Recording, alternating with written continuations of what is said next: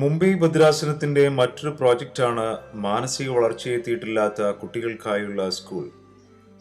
വിവിധ തരത്തിൽ കഴിവുകളുണ്ടെങ്കിലും മാതാപിതാക്കൾക്കും സമൂഹത്തിനും ഇത്തരം കുട്ടികൾ ഒരു തീരാ ദുഃഖമാണ്. Autism, cerebral palsy, development delay, retardation തുടങ്ങിയ മേഖലകളിലുള്ള കുട്ടികൾ നമ്മുടെ പരിചരണത്തിലുണ്ട്. ഇന്ത്യയിൽ ഏകദേശം 2% കുട്ടികൾ ഇങ്ങനെ ജനിക്കുന്നതായി കണക്കാക്കപ്പെടുന്നു. സ്പെഷ്യൽ സ്കൂളിൽ ഇപ്പോൾ 74 കുട്ടികൾ പഠിക്കുന്നു. താനെ ജില്ലയിലെ കല്യാണിന് സമീപം ടിറ്റുവാല എന്ന സ്ഥലത്താണ് നവോദയയുടെ സ്പെഷ്യൽ സ്കൂൾ പ്രവർത്തിക്കുന്നത്. ഇത്തരം കുട്ടികളുടെ മാതാപിതാക്കളുടെ കണ്ണീരണിഞ്ഞ ഒരു ചോദ്യത്തിന് ഉത്തരമായിട്ടാണ് ഭദ്രാസനം ഈ പ്രവർത്തനം ആരംഭിച്ചത്. ഞങ്ങൾക്ക് ശേഷം ഈ കുട്ടികൾ എന്തായിത്തീരും?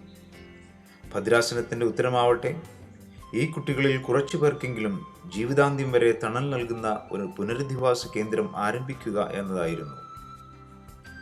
ഇപ്പോൾ വൊക്കേഷണൽ ട്രെയിനിങ് ഉൾപ്പെടുത്തിക്കൊണ്ട് ആവും വിധം ഉൽപാദനം, വിപണനം, പുനരധിവാസം എന്ന ലക്ഷ്യത്തോടുകൂടെ ഒരു റെസിഡൻഷ്യൽ പ്രോഗ്രാം ആരംഭിക്കുകയാണ്. ആരംഭത്തിൽ 50 കുട്ടികൾക്ക് താമസിക്കാവുന്ന ഒരു സംവിധാനമാണ് ആലോചനയിലുള്ളത്. സാമ്പത്തികമായി പിന്നോക്കം നിൽക്കുന്ന പട്ടണങ്ങളിലെ ദരിദ്രരാണ് ഇതിന്റെ ഗുണഭോക്താക്കളേറെയും. നിരാലംബരായ ഈ കുഞ്ഞുങ്ങൾക്ക് താങ്ങും തണലുമായി നിൽക്കേണ്ടത് ഇനി ഭദ്രാസനത്തിന്റെ ചുമതലയാണ്.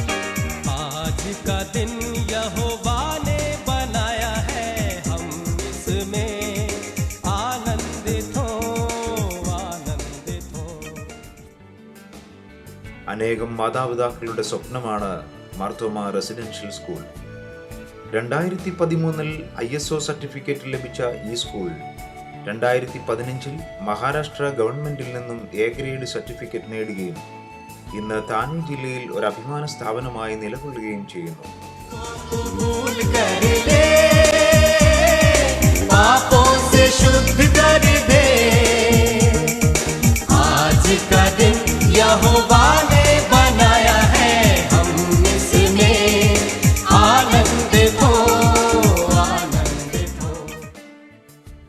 മാർത്തോമ മെത്രാപ്പോലീത്ത പ്രത്യേകമായി സന്ദർശിച്ച് ആശീർവദിച്ച ഈ സ്ഥലം എത്രയും വേഗം നമുക്ക് സ്വന്തമാകേണ്ടിയിരിക്കുന്നു.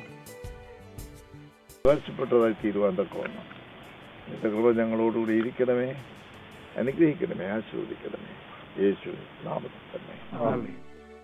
ഈ ജീവിതങ്ങൾക്ക് ഒരു സഹായവും പ്രോത്സാഹനവും നൽകിയാൽ ഇവർക്കുമുണ്ടാകും സ്വപ്നങ്ങൾ ചിറകുവിടർത്തുന്ന ഒരു നീലാകാശം.